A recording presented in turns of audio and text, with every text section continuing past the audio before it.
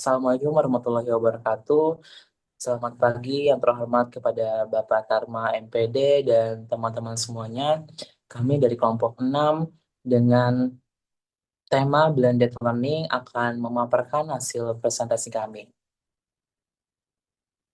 Boleh di next untuk operator.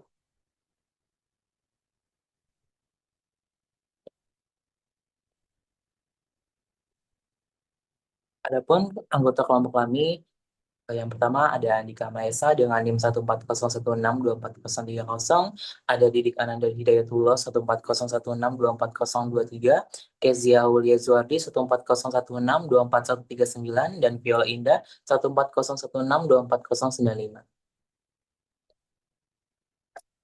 Baik, kelompok kami akan memulai pemaparannya. Oke, jadi di sini ada pertama kita akan membahas mengenai latar belakang. Jadi yang pertama ada perkembangan teknologi informasi dan komunikasi mengubah paradigma pendidikan modern. Yang kedua, proses belajar kini bergeser dari teacher center ke study center yang lebih fleksibel dan adaptif. Yang ketiga ada blended learning hadir sebagai inovasi yang menggabungkan tatap muka dan pembelajaran daring. Yang keempat ada penerapannya menuntut keseimbangan antara teknologi, pedagogi, dan aspek humanistik. Yang kelima ada pasca pandemi COVID-19, penerapan blended learning di Indonesia meningkat pesat namun masih menghadapi tantangan.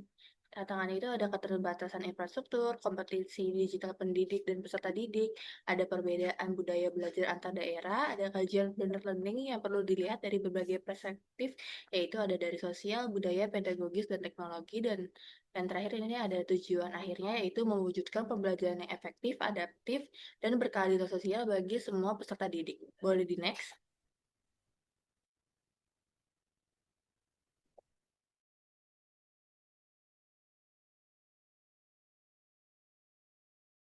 Selanjutnya ada tujuan. Yang pertama ada mengelaborasi konsep, prinsip, dan modul blended learning berdasarkan teori dan hasil penelitian relevan. Yang kedua, menganalisis 10 jurnal nasional dan 10 jurnal internasional untuk menemukan pola penerapan dan temuan empiris. Yang ketiga, mengidentifikasi faktor-faktor yang mempengaruhi efektivitas blended learning atau pedagogis, teknologi, sosial budaya. Yang keempat, menyajikan analisis kritis dari perspektif sosiologi dan antropologi pendidikan, mencakup relasi sosial, budaya belajar, dan transformasi pendidikan digital. Untuk manfaatnya, ada teoritis. Yang pertama, memperkaya kajian sosiologi dan antropologi pendidikan. Yang kedua, menjelaskan hubungan antara teknologi, interaksi sosial, dan budaya belajar. Lalu selanjutnya ada praktis. Yang pertama menjadi referensi bagi pendidik dan pembuat kebijakan dalam merancang pembelajaran adaptif dan kontekstual. Kedua, memberikan dasar pertimbangan strategi pembelajaran yang sensitif terhadap kondisi sosial budaya. Yang ketiga, akademik dan sosial. Jadi rujukan penelitian lanjutan tentang efektivitas dan dampak sosial blended learning. Menumbuhkan kesadaran kritis terhadap perubahan nilai, peran, dan interaksi di era pendidikan digital.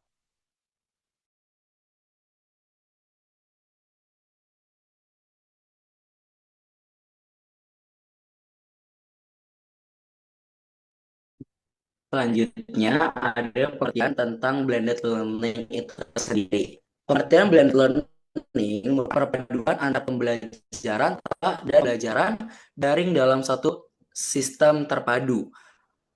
Menurut Graham 2006, menggabungkan pembelajaran konvensional dengan teknologi berbasis komputer. Menurut Singh dan Reed 2001, pendekatan yang mengintegrasikan berbagai metode pembelajaran untuk mencapai efektivitas optimal seperti sinkron atau asinkron. Dalam konteks modern, bukan sekedar penggunaan teknologi, tetapi juga upaya mengoptimalkan interaksi guru serta peserta didiknya.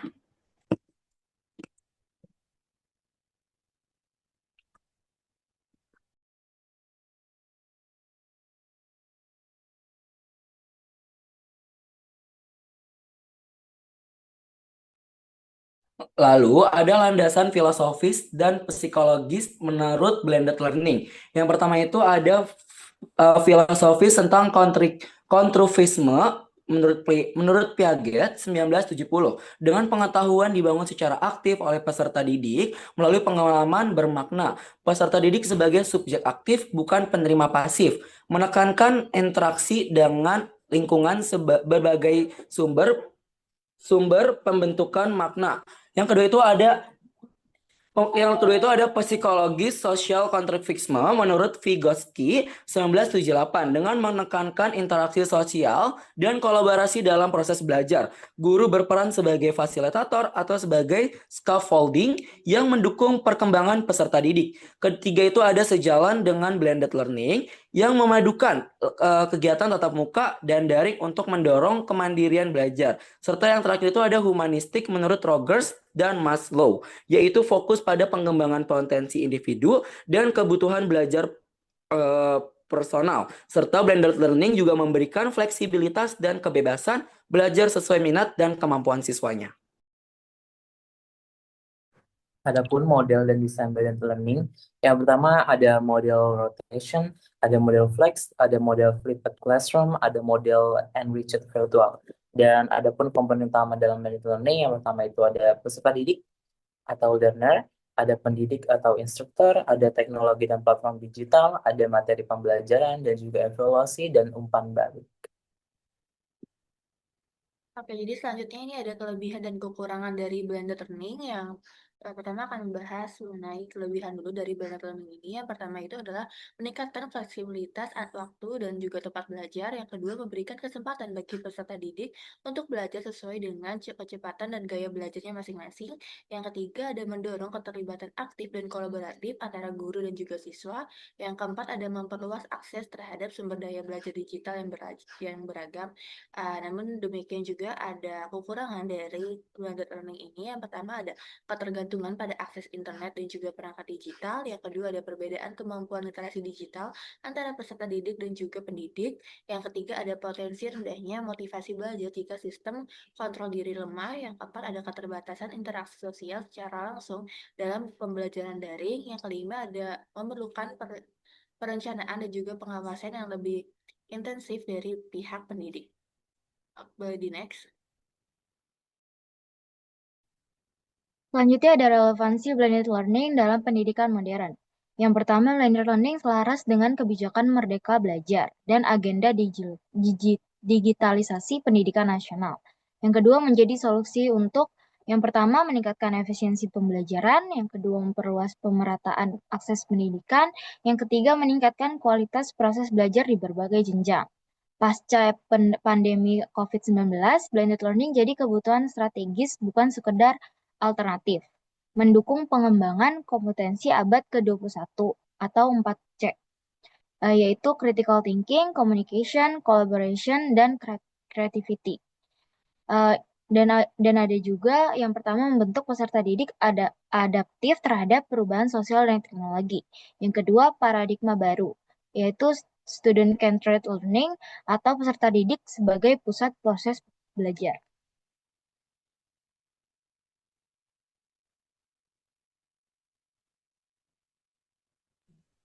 Selanjutnya ada peran guru dalam blended learning. Yang pertama itu peran guru bertransformasi dari penyampaian informasi menjadi fasilitator, desainer pembelajaran, serta motivasi. Guru mengelola pengalaman belajar tatap muka dan daring secara terpadu.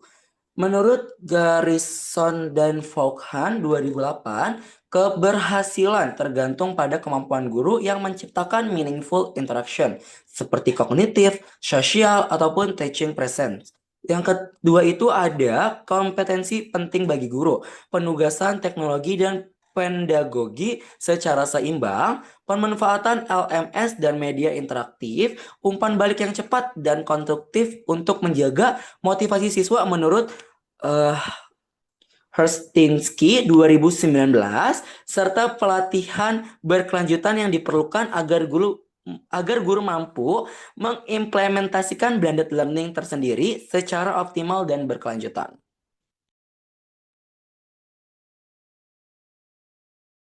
Nah,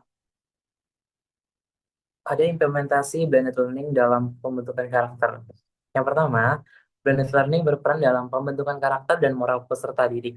Yang kedua, dengan mengembangkan nilai, yaitu membangun tanggung jawab, disiplin, dan kemandirian. Adapun kutipan menurut Singh dan Reed tahun 2001, yaitu menekankan fleksibilitas dan kontrol diri dalam belajar. Yang keempat, mendorong terbentuknya self-regulated learners atau mampu merencanakan, memantau, dan mengevaluasi belajar menurut Zimmerman 2002.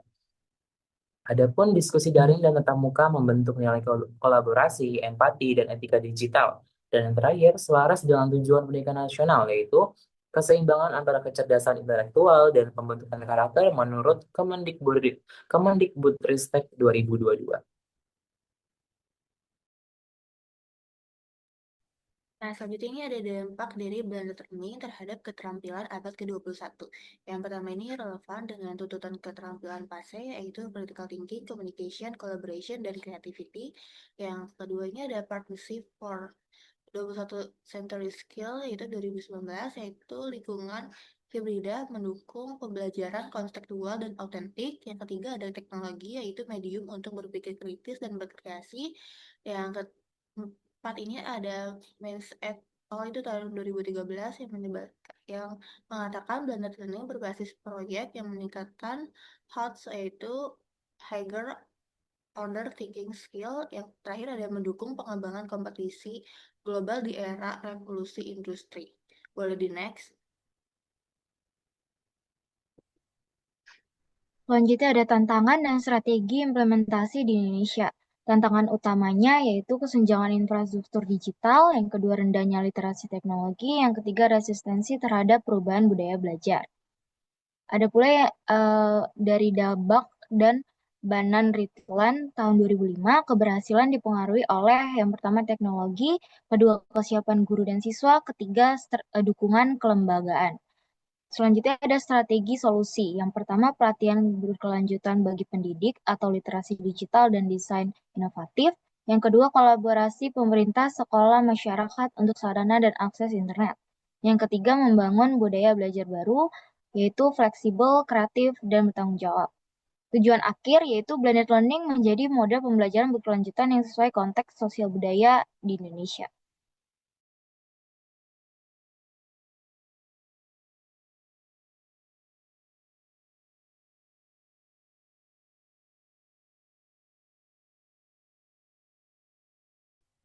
Selanjutnya ada kajian jurnal, kajian jurnal nasional, kajian jurnal internasional, kajian terhadap 10 jurnal internasional, penerapan data learning, perbandingan kajian jurnal nasional dan internasional, serta sistematis temuannya.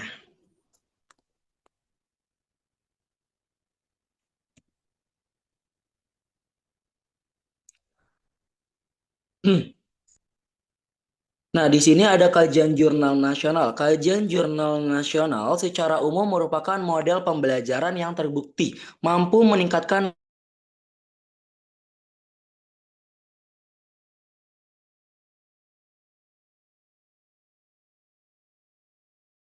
Oke, saya akan lanjut terlebih dahulu. Yang itu selanjutnya kita akan membahas mengenai kajian jurnal nasional, yaitu jadi secara umum, model pembelajaran ini terbukti mampu meningkatkan hasil belajar, motivasi, serta keterlibatan aktif peserta didik melalui perpaduan antara pembelajaran tatap muka dan juga pembelajaran daring yang fleksibel. Jadi selain itu, penerapan blended learning juga memperlihatkan potensi besar dalam mendorong kemandirian belajar dan pemanfaatan teknologi pendidikan secara lebih efektif di era digital. Boleh di next. Nah, selanjutnya ada kajian jurnal internasional, yaitu kajian terhadap 10 jurnal internasional yang menunjukkan bahwa penerapan blended learning ini di berbagai negara mampu meningkatkan hasil belajar, motivasi, dan juga keterlibatan peserta didik. Jadi setiap penelitian menyoroti pentingnya integrasi teknologi, desain pembelajaran yang efektif, serta kesiapan guru dan juga siswa dalam proses belajar campuran ini. Jadi secara keseluruhan, studi internasional ini menegaskan bahwa blended learning memiliki potensi besar untuk diterapkan secara luas di era pendidikan digital saat ini. Boleh di next. Selanjutnya ada perbandingan kajian, yaitu yang pertama ada persamaannya, yaitu desain pembelajaran proporsional atau tatap muka atau daring. Kesiapan teknologi dan LMS penting. Dukungan kelembagaan dan kebijakan menentukan keberhasilan. Untuk perbedaannya, untuk yang nasional, fokus praktik di lapangan SD sampai SMA, metode PTK atau kualitatif. Untuk internasional, fokus analisis konseptual dan meta-analisis konteks global dan metode kuantitatif.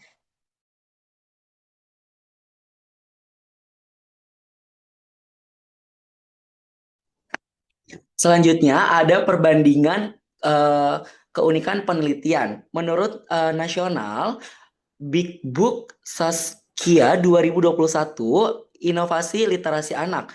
Discovery Learning Muhammad Nur Hamidah, menurut Nur Hamidah 2025, berpikir kritis kimia. Lalu yang internasional, media literasi Rahmonovo 2025, serta self-regulated learning menurut Suprihatin 2024, dengan menunjukkan fleksibilitas dan adaptivitas terhadap blended learning itu tersendiri.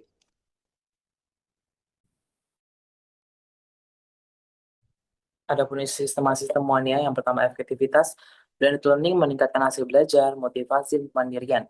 Dua faktor keberhasilan yaitu kesiapan teknologi, kompetensi digital guru dan siswa, dukungan institusi, dan desain pembelajaran kolaboratif. Tiga, ada rekomendasi juga, yaitu integrasikan AI dan kurikulum digital kontekstual agar lebih relevan di era pendidikan digital. Oke, jadi selanjutnya ini ada efektivitas dari blended learning dan juga aspek teori, yaitu strategi pembelajaran yang mendukung metode tatap muka dan juga daring untuk menciptakan proses belajar yang adaptif terhadap teknologi dan juga kebutuhan pada abad ke-21. Jadi pendekatan ini menekankan pentingnya integrasi teori, pedagogis, dan juga bukti empiris agar pembelajaran menjadi lebih efektif serta relevan dengan konteks pendidikan di Indonesia. Selanjutnya, landasan teoritis penerapan blended learning. Berakar pada teori konstruktivisme, di mana peserta didik aktif membangun pengetahuan melalui pengalaman bermakna. Teknologi berperan memperluas ruang interaksi dan kolaborasi antara guru dan peserta didik. Dalam sosiologi pendidikan, blended learning mencerminkan transformasi budaya belajar di era digital, mengubah pola komunikasi dan struktur sosial pembelajaran.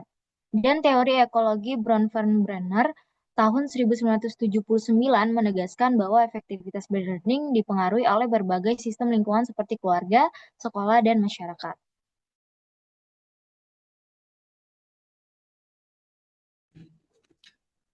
Lalu ada efektivitas blended learning berdasarkan kajian jurnal.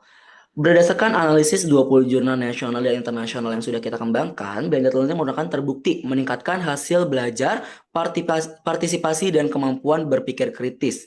Kombinasi tatap muka dan daring menciptakan keseimbangan antara interaksi langsung dan kemandirian terhadap belajar.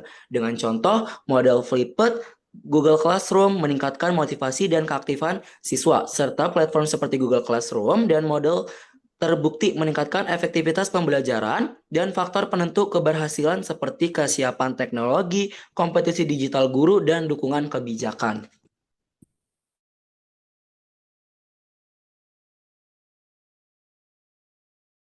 Adapun sintesis teori dan temuan empiris, blended learning efektif tidak hanya dalam capaian akademik, tapi juga dalam membentuk budaya belajar digital. Keseimbangan antara interaksi sosial dan otonomi individu juga menjadi kunci keberhasilan.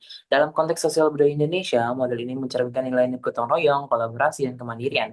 Efektivitasnya juga bergantung pada sejauh mana nilai-nilai sosial tetap terpelihara di tengah transformasi digital.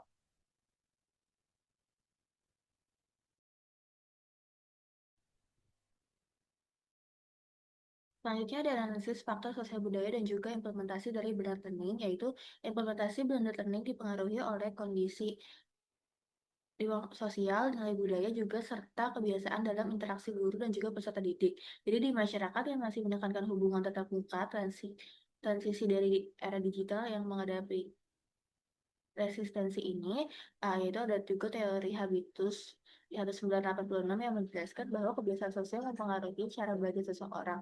Jadi kesenjangan akses internet ini di beberapa daerah menyebabkan ketimpangan kesempatan belajar. Jadi strategi pendidikan juga perlu menyesuaikan dengan konteks budaya lokal agar blended learning ini dapat inklusif dan juga berkeadilan.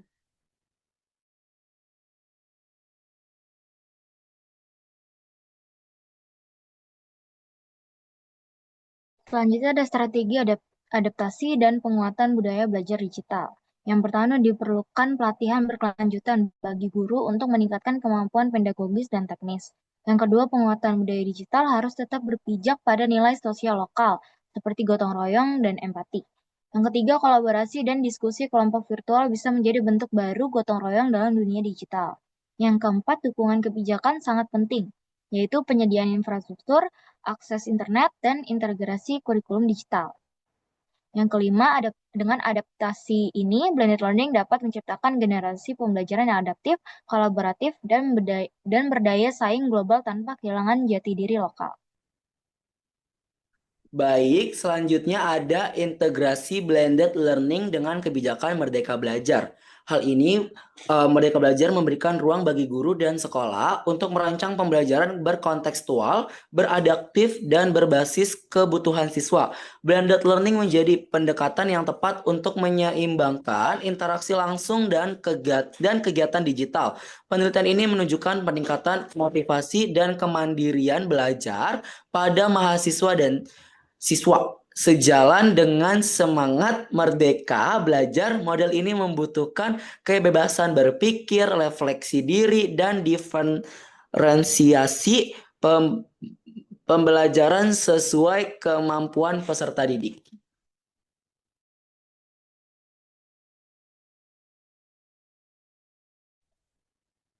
Baik, kelompok kami sudah memaparkan hasil diskusi mengenai blended learning. Adapun kami akan membuka sesi pertanyaan untuk tiga penanya. Boleh raise hand dari sekarang.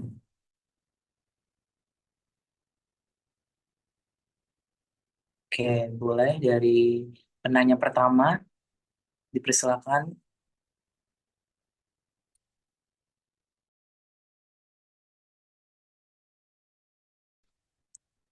Terima kasih, Andika. Sebelumnya izin bertanya, bagaimana sih blended learning ini bisa memunculkan kesenjangan antara sekolah yang struktur manajemennya itu kuat sama sekolah yang strukturnya itu masih bergantung pada birokrasi seperti itu. Terima kasih. Oke, boleh untuk penanya yang kedua, silakan memberikan jawabannya. Baik, Pertanyaannya. baik, terima kasih atas kesempatannya. Izin bertanya, apakah peningkatan hasil belajar pada blended learning lebih dipengaruhi desain pembelajaran atau faktor sosial ekonomi pada siswa? Dan bagaimana prioritas mana yang perlu diperbaiki terlebih dahulu dari sistem tersebut? Terima kasih.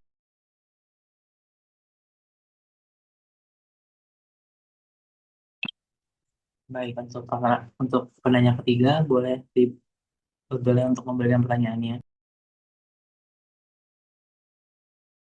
Oke, terima kasih kepada moderator. Izinkan saya, Mani Bella dari kelompok 5 ingin bertanya kepada kelompok 6, bagaimana resiko kehilangan nilai gotong royong muncul dalam blended learning dan bagaimana dua pendekatan berbeda bisa digunakan untuk mencegahnya.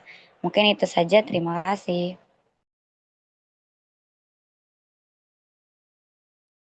Terima kasih banyak atau untuk tiga penanya. Selanjutnya berikan kelompok kami untuk waktu menjawab. Terima kasih. Mungkin ada tambahan pertanyaan dari Ines Shala, boleh diberikan pertanyaannya.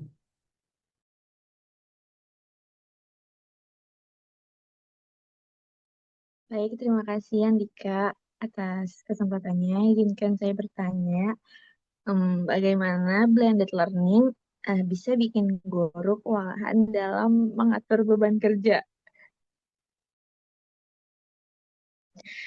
Dan apa perlu dibenerin dulu?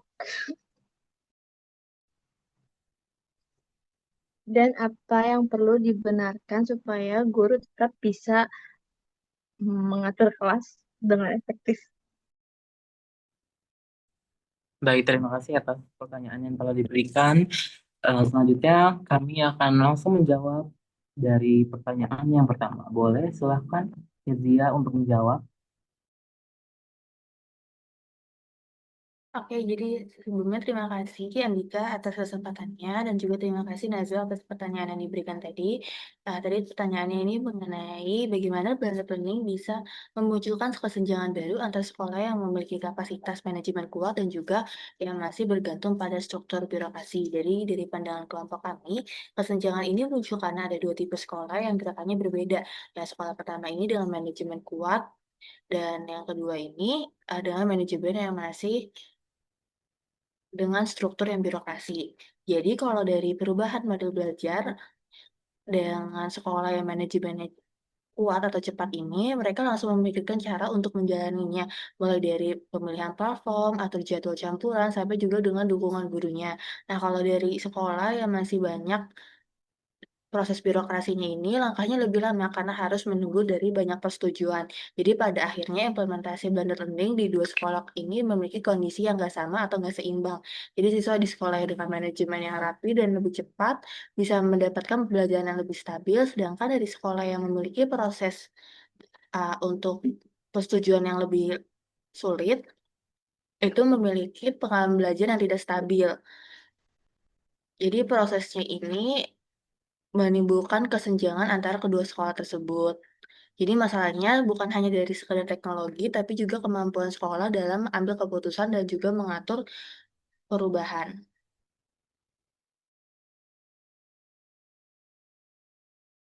Bagaimana atas jawabannya untuk Nazwa Aisyah?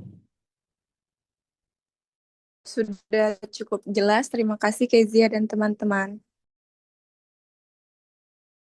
Baik, mungkin boleh dilanjut untuk jawaban kedua dari Viola Indah.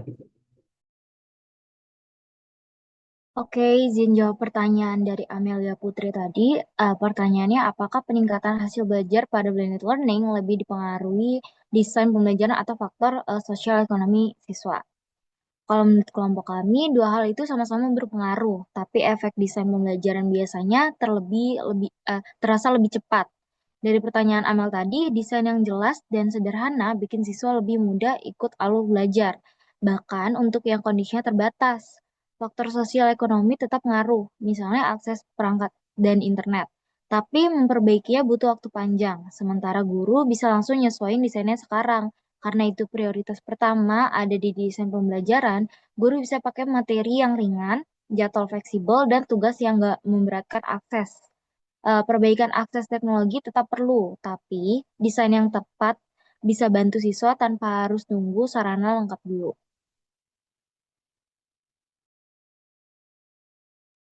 Bagaimana jawabannya? Sudah cukup jelas. Terima kasih, Viola. Baik, mungkin boleh dari pertanyaan ketiga dijawab oleh Ditik Ananda.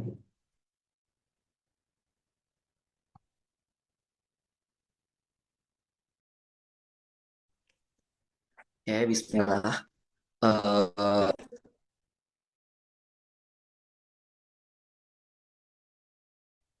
Menurut kelompok kami, resiko hilangnya nilai gotong royong dalam blended learning itu dapat berbagai banyak faktor, yaitu faktor interaksi sosial yang berkurang, individualismenya meningkat, ketimpangan akses teknologi, serta minimnya komunikasi emosional. Hal ini dapat menyebabkan kurangnya risiko hilangnya nilai gotong royong dalam blended learning tersendiri, karena blended learning menggabungkan pembelajaran tatap muka dengan pembelajaran daring. Namun dengan pola ini kita bisa menimbulkan resiko berkurangnya nilai gotong royong yang seperti tadi saya sebutkan.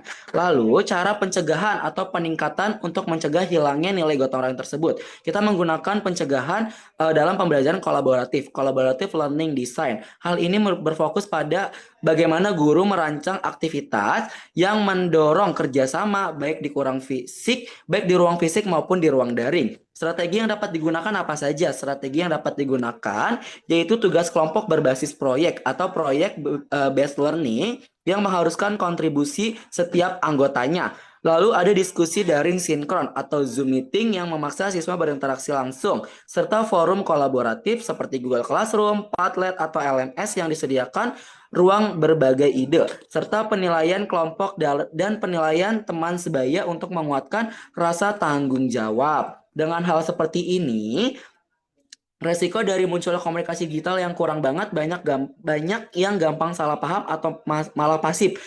Akhirnya, hal itu sesi tatap muka bisa dipakai buat bangun kedekatan dan kepercayaan terlebih dahulu. Kegiatan ini bisa berfokus kepada diskusi, refleksi, dan saling kenal supaya pas fokus ke tugas daring mereka sudah nyaman satu sama lain, serta pertemuan ini langsung bisa bikin suasana kebersamaan tetap ada walaupun sistemnya blended learning.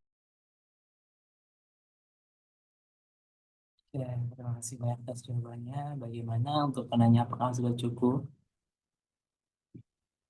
Cukup, terima kasih kepada Didik dan teman-teman.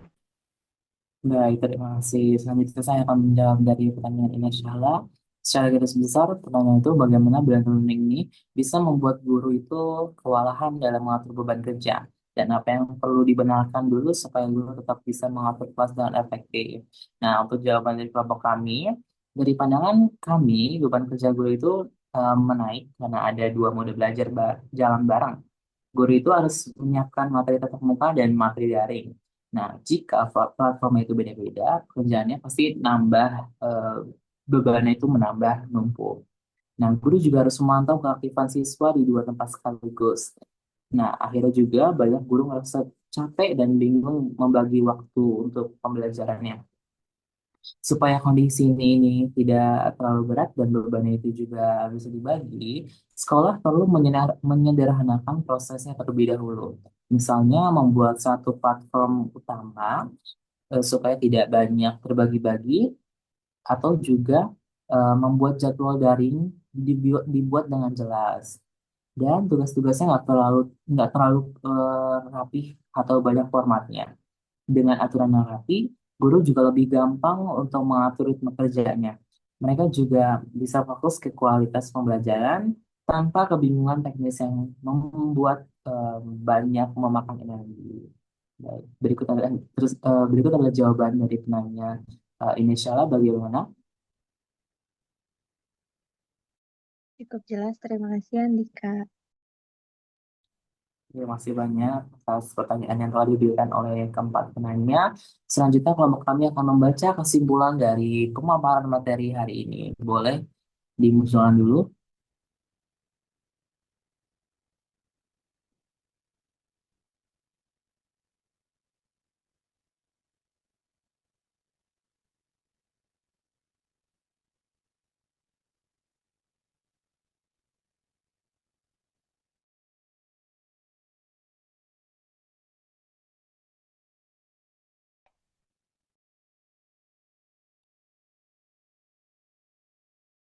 Baik, selanjutnya kelompok kami akan memberikan kesimpulan atas pemaparan pada hari ini mengenai blended learning. Jadi, blended learning ini merupakan inovasi penting dalam pendidikan modern yang menggabungkan pembelajaran tatap muka dan daring untuk menciptakan proses belajar yang fleksibel, interaktif, dan efisien untuk berpusat pada peserta didik. Namun, masih menghadapi tantangan seperti keterbatasan infrastruktur, kompetisi pendidik, serta akses teknologi, sehingga diperlukan penguatan literasi digital, peningkatan kompetisi guru, pemerataan akses internet, dan kolaborasi berbagai pihak agar blended learning ini dapat menjadi wujud transformasi pendidikan yang adaptif, inklusif, relevan, serta mendorong kemajuan dan pemerataan pendidikan di Indonesia. Baik, sekian pemaparan dari kelompok kami mengenai blended learning. Kami ucapkan terima kasih. Wassalamualaikum warahmatullahi wabarakatuh. Waalaikumsalam Waalaikumsalam. warahmatullahi wabarakatuh.